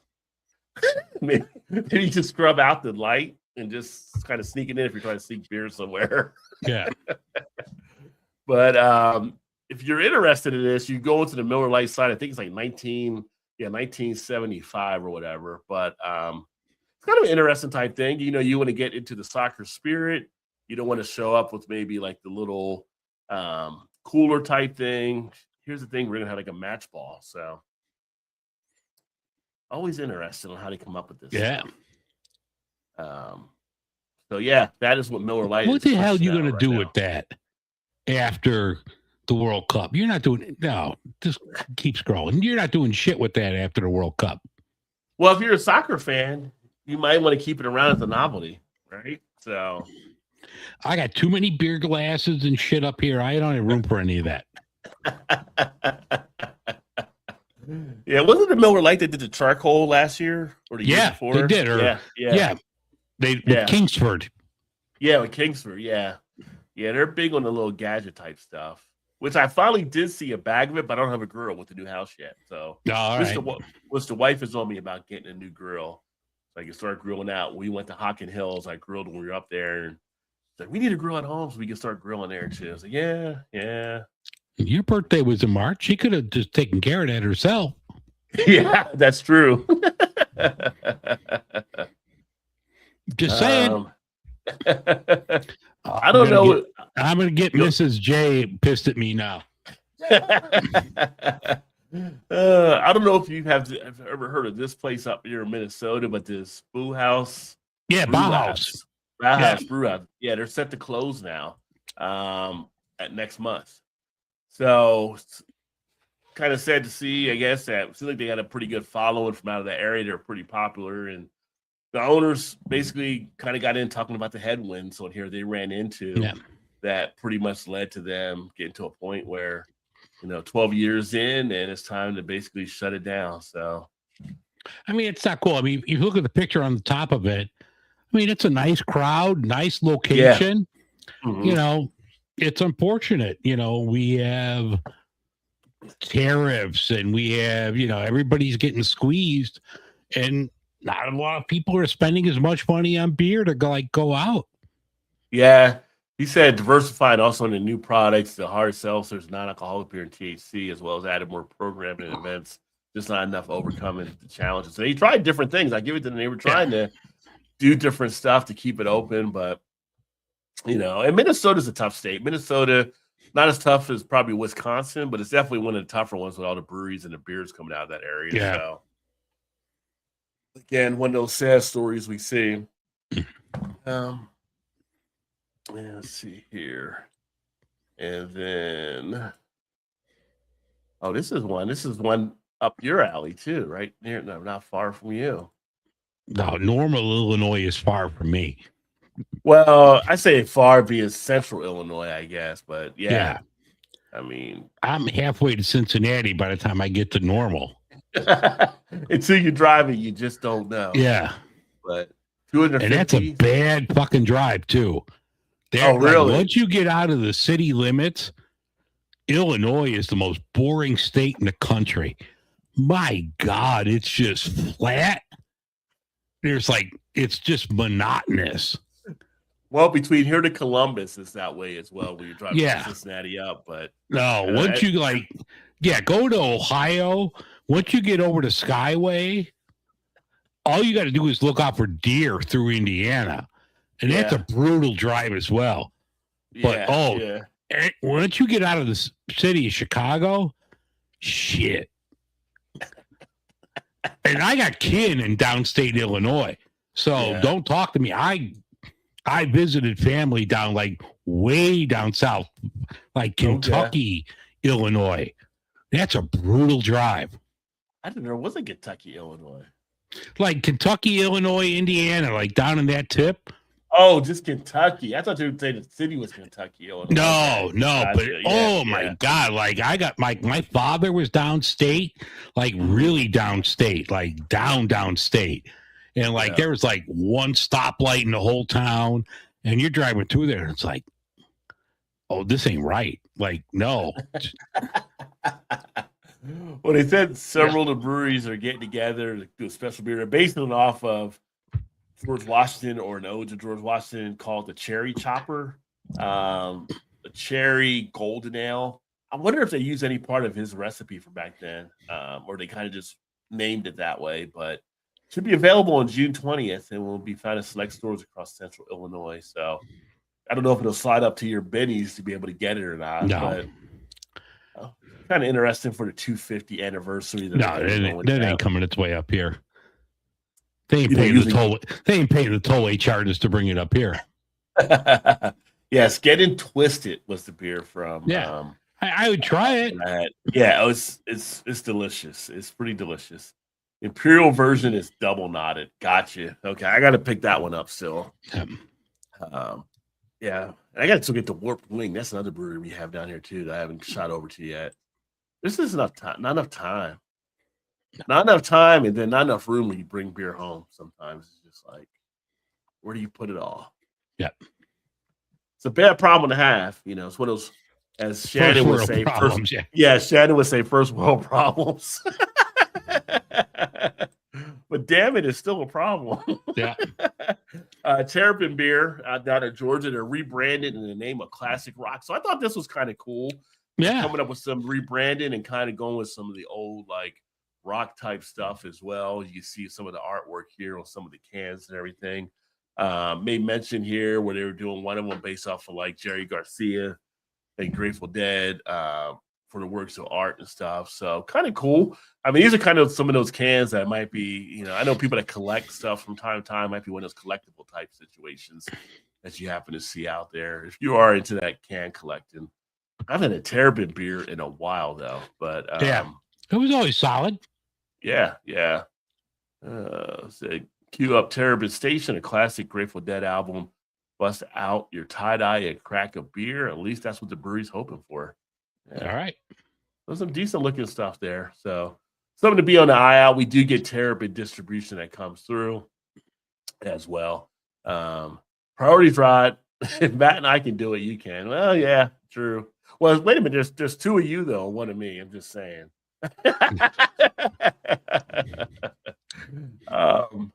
And that's all this piece as well.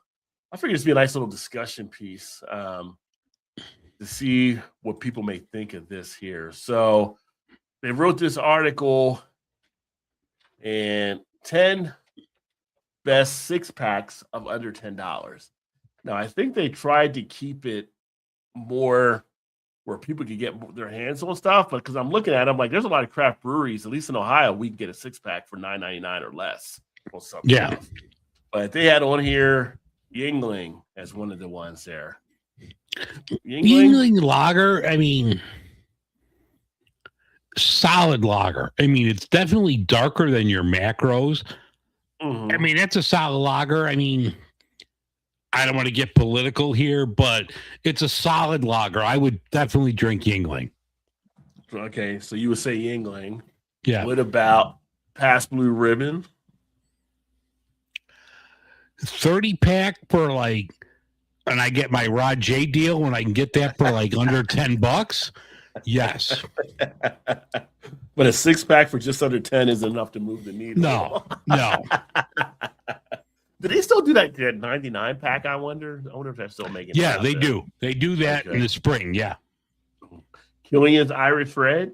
I haven't had a Killian's in a while, but I used to like this one to actually enjoy. I used to like it a lot, and like you only see it around St. Patrick's Day if you see it then. Okay. They usually keep them on our shelves here at Kroger, I know. Yeah. Coors Banquet? No. I feel like Coors Banquet is definitely something for a lot of folks just because that is one of the more active videos I see a lot of people check in on my channel on. There's definitely something with it. And I like a Coors from time to time. It used to be like you go to some of the local like Applebee's or something like that and everything, and it'll be like you get like a 25-ounce pour of Coors, it'll be like $2.50 or something like that. It's like, okay, we'll throw it back. Genesee Cream Ale. Genesee Cream Ale might be a sleeper as a good. That's a good beer. Yeah, that's a good one. Rolling Rock. I don't know who thought that was a great value for under the 10. I mean, it's cheap, but yeah, it's cheap. That's kind of where I go with it right there, right? Yeah. I don't know if I would say that was a great value or one of the best. Gansett, you know what? I got a video upcoming on the Gansett lager because I was watching Jaws a while back. You know what? I'm going to give a video and give a shout out to Quint because I have not done a Gansett review on the channel. So I think Gansett does all right for itself. I mean, it's been a couple years, but I didn't hate it. Yeah, I would do it again. If I saw it, I would do another video on Narragansett. I definitely, that's like a name. It's like Schlitz, like one of those, like Stroh's, like we were talking about. Absolutely. Mad respect. Yeah. Miller High Life. Absolutely. In the cup. I would definitely do Miller High Life. I mean, like I said, that's one of the ones I've done on the video before and talked about. That was like the first beer I ever even sipped because it was like when my grandparents getting them beer as a kid sipping it. Have you ever had the spaghetti? I have not. You got to do that this summer. So you Okay. grab a bottle. I mean, you can do it however you want it, but the bottle of High Life works best. So you open the bottle of High Life, you take a swig, you get like Aperol, the aperitif. Okay. You pour some in the bottle, throw a lemon wedge in there. Right. Drink it a summer right there. The spaghetti is outstanding. The spaghetti. Yeah, I'm going to have to do a spaghetti video now. Show them how it's done. Yeah. We talked hams earlier. I would say hams is a good value for under $10. If you want to grab something quick and easy, yeah. National Bohemian. Let me tell you, when I was in Baltimore, they sell a shit out of this beer. All right. People loved Bohemian down in Baltimore. And that's where it goes back, to 1885, as mentioned here, but not a bad beer. I don't know if I would get a six-pack of it, but yeah, I mean, for what you get for it, it is as advertised. I think I might have had one like 30 years ago at Camden Yards. Probably. Like I've never seen it here locally. Yeah. And that's the 10 they had. Anything that you would think would be a good one under that's not mentioned here? I mean, old style is always solid.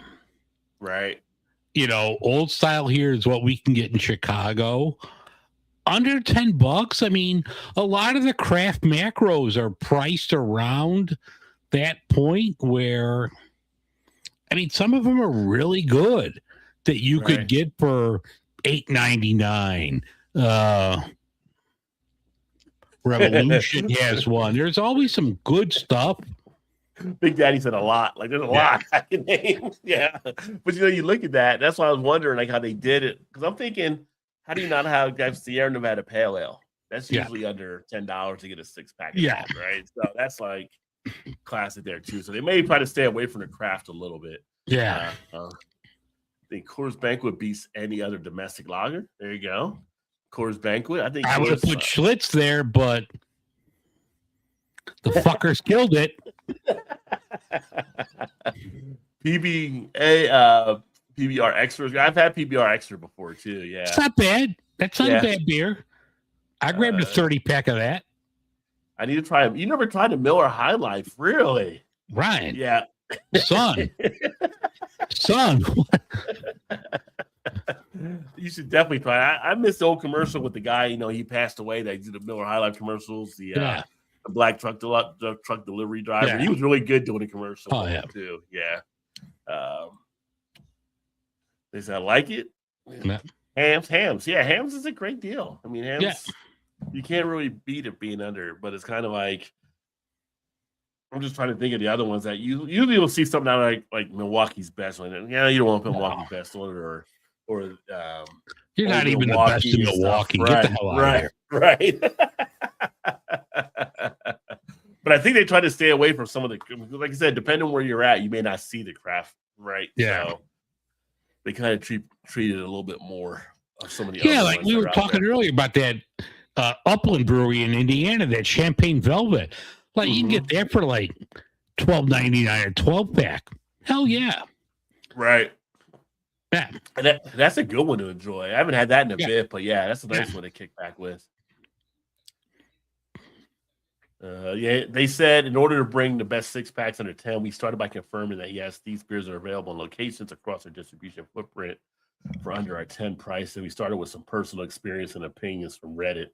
I don't know who's giving some of the opinions where they were looking at, but there were other ones they could have probably checked a little bit more into. Yeah. But you always read these articles and you're always kind of like going by what somebody may think on there, but it's always going to be a debate on stuff too. So the Kirkland Signature Hellas Lager from Costco, best value, but they don't do six packs. I need to pop over to Costco and check out their stuff at some point. The Hellas Lager is every time I go to Costco, I grab it. That's an absolute rock solid beer for little over $1 a beer. Phenomenal. Yeah. It's won GABF awards. I mean, it was, from the shoots, and it won an award before they rebranded it to Kirkland. That's a killer beer. I'm going to actually crack one more open here. but it's not going to be a beer. I'm actually going to go with the Sway by Mad Tree. That's Mad Tree earlier. It's a Raven's Riff. It's their bourbon highball, 8% ABV, blood orange and cherry. So basically, New Riff does the bourbon, and they teamed up with Sway, which is a part of Mad Tree, usually the seltzer type thing, the vodka seltzer. Oh, or I whatever. didn't see that. I didn't see that in my UPS delivery. Yeah. Shit. So they put it Sounds together. like right up my alley. It does all right. It does all right. So I actually got these on a Rod J deal at one of the local spots around here too. So it was kind of like I had to go pick it up. It was a Rod J deal too?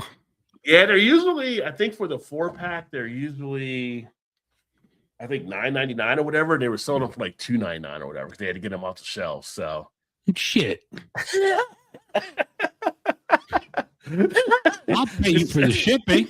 I think I may have some. I could probably shoot you some up there. Yeah. Yeah, some left, but occasionally I'll get into a Sway's a nice little offshoot that Mad Tree does. So it's pretty enjoyable. And then the other thing I had here, so this week was American Craft Beer Week. Which for us it's like every week. Every week. Yeah. But officially, and hopefully everybody got a chance to celebrate with some of the craft beers out there for some of the breweries. I know I posted some stuff on it. You did as well. And you talk about one of the cool things on this craftbeer.com. They had a thing on their map where you could actually look and you could just kind of see the different craft breweries from across the country. And it's just amazing to see all these different circles that are out there, right? That you're looking at. And as you scroll in, they start to break them up a little bit more. So I got to get to the control and scroll. So you scroll in and it just like opens up more and more. And then it's like, you tell people like you got a lot of breweries around. So like Cincinnati's right in here. And stop doing that. And you just see all these breweries like on top of each other, right? Yeah. The bigger circles, the more you get in, the more they light up, just take other ones out and stuff. And then, I can go back here and scroll out, and like I can go here and go up to like where you're at in Chicago. See, it's weird. I'm looking at this on Chrome, and I've got like no breweries listed. I'm like, I got more breweries listed. That's weird. Yeah. Yeah, because here's like Chicago. And here's like the breweries there where you're at, right? So you see all of them just on top. And you just go in, and it's kind of a cool thing where you can go in. Like if you're up in this area, you want to go brewery hopping and seeing all the different stuff. But I show this just because, it's just a matter of there's not a better time to be a beer drinker still than it is at this point. We have so many options that are available that you have from all over the board in different places. I just like indicated there with Off Color, what they have there, which we all love the Off Color beers. I'm sure I know you do. I know I do. Oh, yeah. He does, Big Daddy. So, I mean, just so many opportunities. And it's kind of like wherever you want to go. I mean, unless you're out here like in Nevada for whatever reason, that's like the desert. Nevada has some good places. Like, you get down here up there. One of my signs there for Mojave. That's really good. Nevada has some really good spots. Well, when you look at the map here, like for instance, in northern Nevada, not ton. When you go to southern, you get down towards Vegas. Yeah, it has some stuff down toward that direction, right? Before you northern, that's fucking UFOs and shit. Yeah, they ain't building breweries there. Area 51 and shit, but it's just But you look here, just like how covered it is, right, in this area, right? Just so many breweries out there. So I say get out there and experience a lot of the craft breweries that you can, because it's great. It's great to be a beer drinker and have all this stuff. Absolutely. There. Yeah. And I would say, we talked about taking trips earlier on the show. You're going on vacation somewhere, I would go to craftbeer.com, pull this map up, and be like, oh, what is going to be there for some of the breweries I might want to check out. Kind of start planning your beer part of the trip in itself. So, yeah. But hopefully, like I said, everybody got a chance to celebrate American Craft Beer Week, which ends tomorrow officially. But that's it. That's American Craft Beer. So, That's it. And this is what the Suede looks like. So it's definitely, obviously not a beer, but it's got like that bourbon highball type thing. So Nice. It's nice. So you get the orange, you get the cherry. Cherry really comes through. All right, cool. Yeah. All right. I'll give craft beer a try, I guess. Yeah. We twisted your arm, Ryan. All right. Yeah. We're a bad influence on you. Yeah. Yeah. We're an enabler. Yeah. But as far as beer news goes, I mean, that's the beer news we have from this one here. And then we haven't done beer news on here for a bit because the last one were some interviews that we done. But the next show we'll be doing will be in 3 weeks. Yeah. So on the 6th. So, and a happy upcoming anniversary here with Dave as well. So tomorrow and 2 weeks from today will be my birthday. So that's why we're not doing a Midwest beer show in 2 weeks, because it'll be my last year in the 50s. Last year in the 50s. Yeah. So hopefully it's a great little celebration you'll end up having for that and everything. So you can get out and enjoy. But that's so 3 weeks we'll have that. And then Dave, what do you got coming up on your channel? Then I guess we're going to talk to a guy we talked to before when we did the soluble oak episode. So that's coming out next week. I'm going to talk to the guy from Emrys. He's out in Washington State. He does a brewery and a meadery. So it's cool to hear his story. So that's going to come out this week. And then the week after that, I'm talking to a guy in Missouri. I had to think for a second. I got all confused for a second. He's in the Kansas City area, and he's drinking a garage beer every day, trying to get Jason Kelsey to run with the Bulls with him. This guy's running with the Bulls. He's drinking a garage beer every day to try to get Jason Kelsey to run with the Bulls with him. So I'm going to talk to him. It was a blast talking to him, hearing his story. Running with the Bulls, that ain't for me. I'm old. I'm that. The Bulls can run. I'm going to run after them. Fuck that. I ain't run with the Bull. I'll run after them and be like, I'll Photoshop that shit. But this dude's running with the Bulls. So that's going to be coming up in a couple weeks. Well, I think Travis is the faster one between him and Jason. So but Taylor's like, you're not running it out there, Travis. He's going to be throwing that Taylor, not letting him do shit. You ain't getting gored, by a fucking bullhorn. No. What's up, KO? Clean up after a West Coast. IPA Brew Day. Nice. Nice. Fort George 3-way IPA release this weekend. They'll be doing a collab with 2 other breweries, which are typically good. Oh, very nice. Nice. Forget Bull. Running isn't for me. Yeah. You ever see me? I tell people, you ever see me running? There's chances are something's chasing me, and if I'm running, you probably should run too.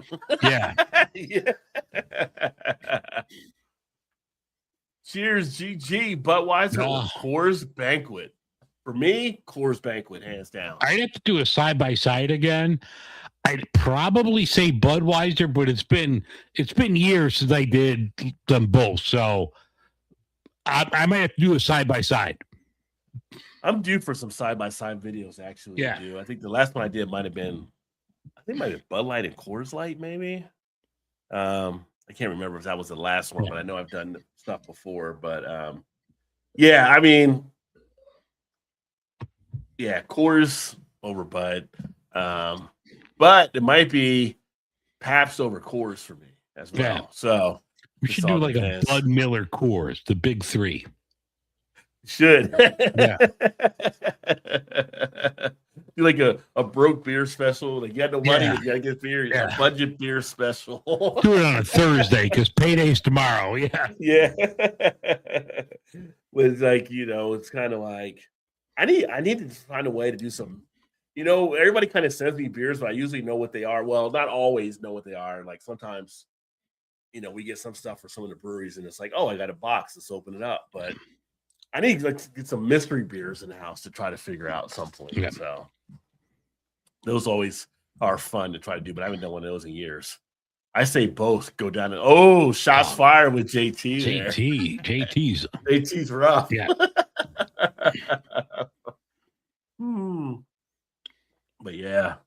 But as for me, I got a couple interviews actually set up. So I got to get those done. But one is what we were talking about there with the brewery and meat. I'm going to have him on the channel. Mhm. And then also, it looks like I'm going to have Sam Adams, Cincinnati, probably on Nice. here too. And then a few other things. I finally got some time to settle back into the channel. So a lot more interviews. I'm actually going to have some more beer, more toward education type videos I'm going to put on the channel as well and stuff too, to do some different things. And do the spaghetti. I got to do the spaghetti. I got to put that You down. gotta do the spaghetti. Get the Aperol spritz. Get the Aperol.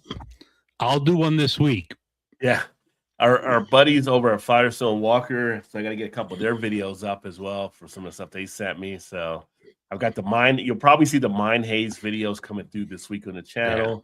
But that 30th I'm almost feeling like I want to do the 30th anniversary last because it looks so nice in the box right now. But Yeah. kind of like, Yeah, I didn't get that one. Yeah. Well, they had it. It was part of that Brewmasters collective that they had that one in. So Yeah, I didn't get that one. But Sam Adams game, this one here, I'm kind of looking forward to trying this. So this is one that I got when I visited last week. It's the Tamarack Track. Oh, nice. So this is actually a black IPA, and the manager told me how good this actually is. Yeah, I'm like, anytime you kind of tell me that, I'm in. I did their Grodzinski, which is a smoked Polish beer. Oh my gosh, that was one of my favorite beers to do last week. I don't know, Ryan, if you've been down there yet, the Sam, but they got that Grodzinski on tap, and it's well worth. And it's only like 3.9%, so you can just sit there drinking that and being good to go for a while. It's in my dresser. I have a Dovetail does like a special day for that beer. So I have like a shirt for that beer, like Grodzinski Day. Yeah. Yeah, I'm looking forward to getting in some of these other beers. So I finally got some time to kind of go through some stuff, but it's not as easy as you think to drink all these beer, get these beers and got to work 8 hours a day. You got family. Well, you got to balance your health and stuff too. You can't just sit there getting sloshed all around all the time. So I got union shit I got to deal with on Monday. I got to educate people. Yeah. Yeah, definitely get down there if you can, Ryan. They got good stuff happening. So obviously we know Cincinnati has a lot of good stuff happening too. So if I get a chance tomorrow, and I don't know if Ryan, if you were thinking about doing it as well, but they have the Maybach Fest over over in Covington, Kentucky. So they were doing that today and tomorrow. Which I'm always up for a good box. So yeah. But away from that, I mean, that's kind of what we got for tonight, I think. Unless there's anything else we want to add. So yeah, I think we're good. So man, appreciate everybody that's watching, listening later, watching later. Hey, we appreciate you all. Yeah, everybody watching live and on the replay, and if you're listening back on the podcast as well. Lots of fun, lots of good stuff. Great to be back in the studio, so to speak, and share some more beer stuff. And then 3 weeks from now, we'll be back with another show and either beer news or unless we line somebody up, which could be a possibility as well. Make sure you guys tune in. Make sure you subscribe to myself, Rod J BeerVentures, or subscribe to Dave at Beer in Front. Stay on tune with the different stuff that we're actually bringing to the channel. Cincinnati and Chicago. Hey, we're like CNC Music Factory coming together. There we go. Everybody drink now. Yeah. So anyway. You're going to get blocked again. Shit. All right, y'all. We're going to get out of here. Thanks, everybody that tuned in. Everybody have a great rest of the weekend. Look forward to talking to you guys soon. Cheers, everybody. Cheers. My big fish been your Yeah, oh, thank you for tuning in. It's been a ride. Rod J and Daisy, we here with pride. Midwest beer talk as we glide. Catch us again, don't let this vibe slide. Like and subscribe, it's the key. Rod J BeerVentures, join our spree. Beer in front, we got the flow. Catch us live, the good times grow.